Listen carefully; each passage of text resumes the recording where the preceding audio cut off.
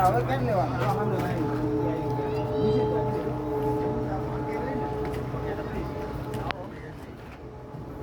ઓય ઓય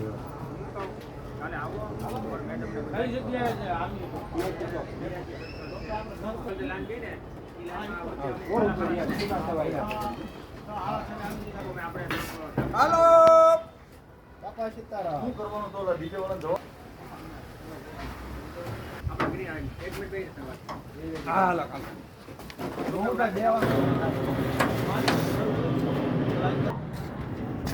હાલો ગાવા વાળાનું જોઈ